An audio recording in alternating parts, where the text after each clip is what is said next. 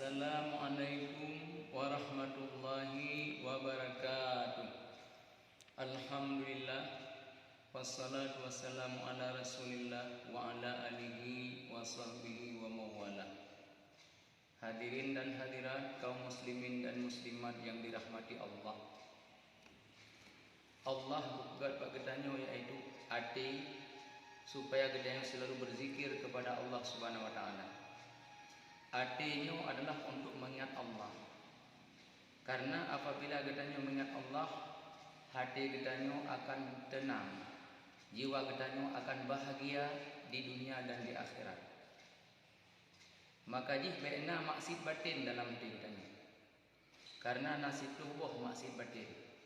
Maksud batin nasib tubuh budaduri dia gedanyo mengandung kaum muslimin dan muslimat, supaya gedanyo bisa terpuji maksud batinnya. Menan dipegang di Imam Al-Ghazali dalam kitab Arba'in.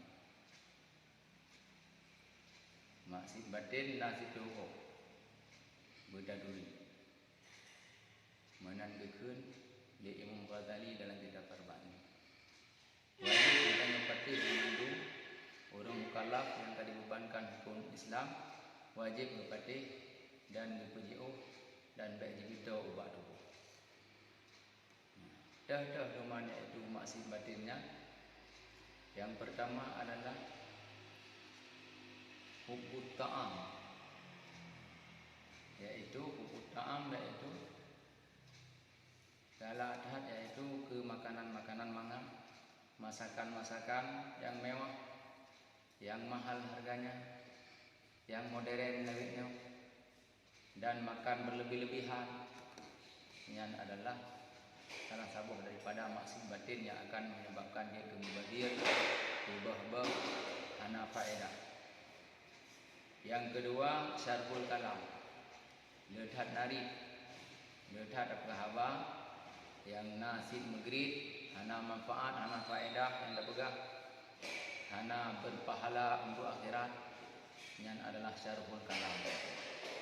Tapi mudah-mudahan juga aku yang mengandung nasihat, mengandung yaitu agama yang berguna. Ini adalah kelih ghadab, yakni bengih hati kita ni. Bagah bengih. Ya. Orang yang paling god bukan Nabi, orang yang trip bengih. Dan apabila bengih bagah god, orang yang paling buruk orang yang bagah bengih. Apabila kau bengih cukup trip god ya.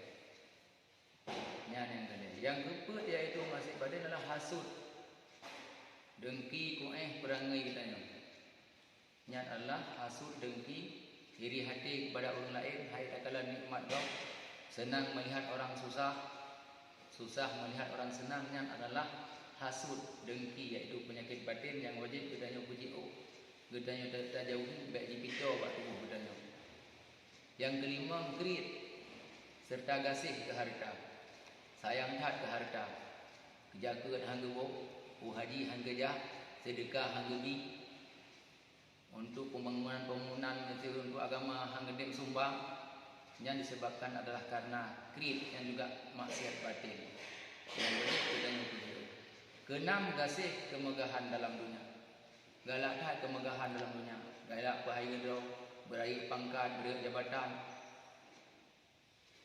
Ya, nah. Yang ketujuh, gasih kedunianya budak ingat.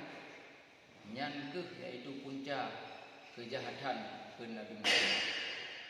Sayang kedunya, gara-gara adanya gasih kedunya, jadi terjadi penyakit Tuhan hubbun, yaitu penyakit Tuhan yaitu hubbud dunia wa karahiyatul maut. Terlalu cinta kepada dunia dan takut akan mati. Ya kemati ditanya. Dengan disebabkan yaitu kerana yang gasih kepada dunia. Ya kemati. Pula murung le harta. Karena dia hanali rupa gede lampu. Nyan yang ketujuh. Yang ke-8, tekabu peraih roh. Atau makhluknya Tuhan esa dung barang kata.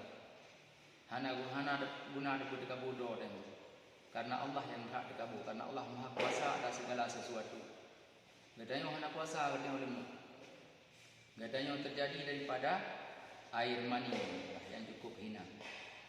Dan dinasihat dalam tubuh katanya adalah najis yang dah babai dengan air, dan satu saat dia akan mati, akan jadi bangki yang cukup kan. Yang ke-8. Yang si kurang ujub, yakni hirun katanya berdoa. Samtang lain lagi katanya dalam dunia ni. Hirun, ujub, merasa hirun.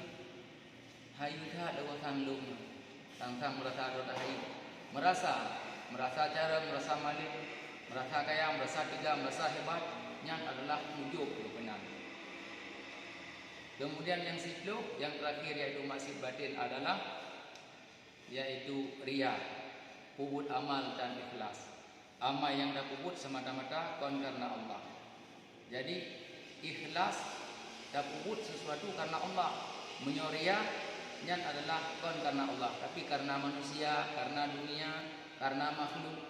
Yang itu masih batin baikna dalam tubuh katanya, insya-Allah katanya akan mendapat kebahagiaan di dunia dan akhirat. Namun lebih dan kurang lagi maaf. Wassalamualaikum warahmatullahi wabarakatuh.